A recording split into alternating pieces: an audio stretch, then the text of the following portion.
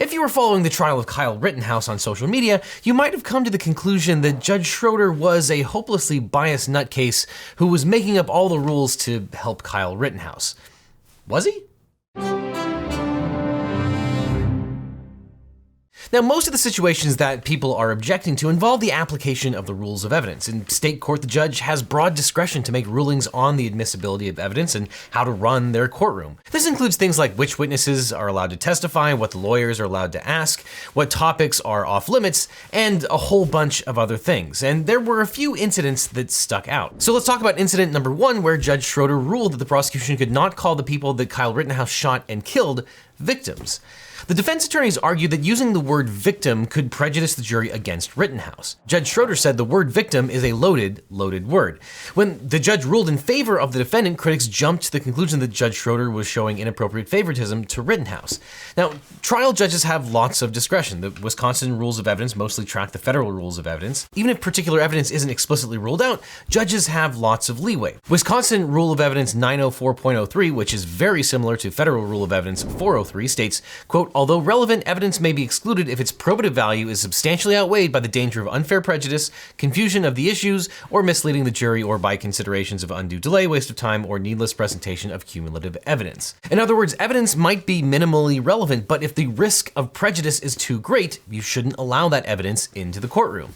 And the way that a victim is used in a courtroom is different than what's used outside of the courthouse. Rittenhouse claimed that he was acting in self-defense. If he was right, the 3 men would not be considered victims in the legal sense of the word. They would be assailants who attacked Rittenhouse. People also suggested that Judge Schroeder was making up special rules just for Rittenhouse, but the judge's ruling was consistent with the way that he handles criminal trials. According to the Kenosha News, quote, that is Schroeder's standard practice in criminal cases and is not unique to this handling of the Rittenhouse case. Criminal lawyers said these rulings were commonplace in their jurisdictions as well. Victims suggest guilt before it is proven, and prosecuting and convicting someone is hard, as well it should be. And of course, it's always okay to refer to these people by their names, which tactically can be even better because it humanizes them. In a court of law, a criminal defendant must be given his full due process rights. The whole object of a fair trial is not to prejudge the defendant. That means judges should be skeptical of evidence that a jury could use to infer someone's guilt if that evidence is not truly probative of what happened. And that brings us to the second incident where Judge Schroeder ruled that the 3 men who were shot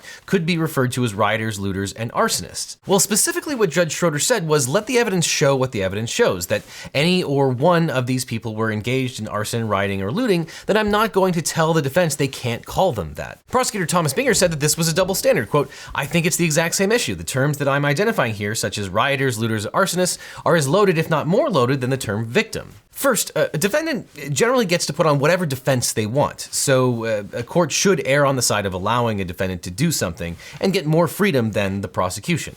But second of all, Judge Schroeder did not rule that the defense could absolutely call the men rioters and looters. He ruled that if the defense could prove that the 3 men were rioting and looting, then they could use those terms during their closing argument. And the judge prohibited the defense from using those terms during their opening statement, very similar to the ruling he made about the word victim.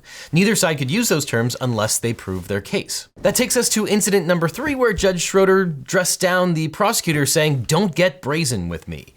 Judge Schroeder was again accused of bias when he blew up at prosecutor Thomas Binger. First of all, yes, judges do yell at lawyers, and sometimes those lawyers deserve it. Some do it more frequently than others, and Kenosha lawyers say that Schroeder is definitely a yeller.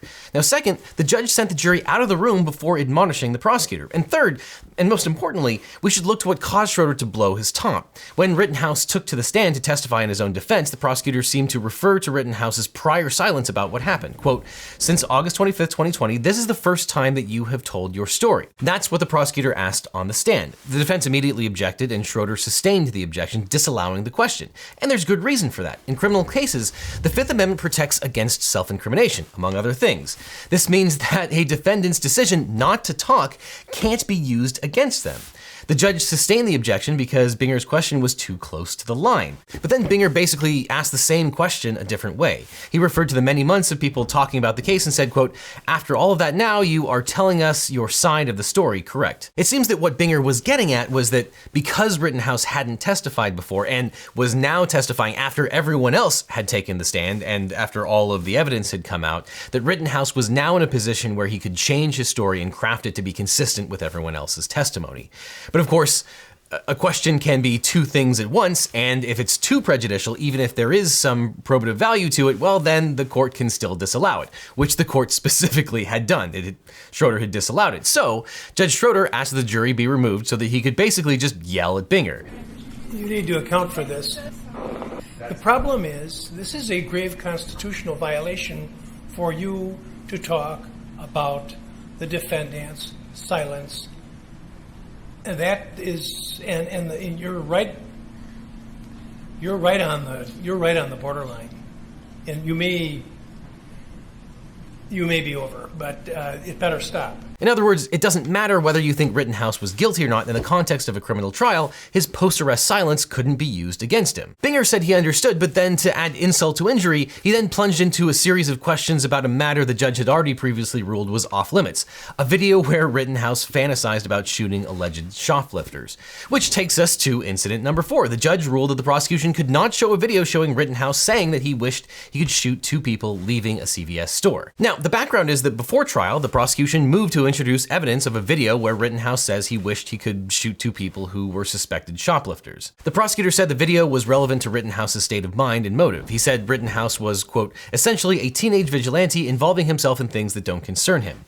Now, the judge excluded the video on the grounds that the video wasn't made before the riots. It was recorded 2 weeks earlier. And the judge felt that in another video, which allegedly showed Rittenhouse assaulting a girl who was in a fight with her sister, was also not relevant to what Rittenhouse did on August 20th, 2020 in Kenosha. The video suggested Rittenhouse had a propensity for violence, but neither video had anything to do with the protest. Now, it's important to note that judges are arbiters and are supposed to protect the rights of a criminal defendant. And certainly these videos make Rittenhouse look bad, but we aren't supposed to convict people for looking bad. The judge was limiting the evidence so that the only evidence the jury heard had to do with what actually happened on August 20th when Rittenhouse encountered the 3 men. Now, Crim Law 101 is that you can't, or at least generally you can't, because there are always exceptions. You can't use propensity evidence to show someone committed a crime on a specific day. You can show that they committed the crime at issue, but you're not allowed to convict them because they had a certain propensity towards crime. Generally speaking, a criminal defendant can't be convicted just because they have a history of doing bad things. The state still has to prove that they committed the crimes they were charged with. And so when Judge Schroeder yelled, "Don't get brazen with me," it was the culmination of 2 mistakes by the prosecutor referring to Rittenhouse's post-arrest silence after being told not to, and referring to the CVS videotape despite being told not to. Binger felt that the defense had opened the door and it was now okay to go into that subject area, but even if that were the case, you still need to get permission from the judge or face their wrath. And Binger still had a hard time letting it go. Quote, "This was the subject of emotion, I'm well aware of that," and the court left the door open. But Judge Schroeder screamed, "For me, not for you. You should have come and asked for reconsideration." All trial lawyers know that if you appear to disregard a judge's order, you're probably going to get it. And to the judge's credit, while we all got to see Schroeder lambaste the prosecutors on the live feed, the jury was sequestered away and would have been completely unaware, so it wouldn't have prejudiced the prosecution's case. That takes us to incident number 5. Judge Schroeder allowed Rittenhouse to pick his own jurors?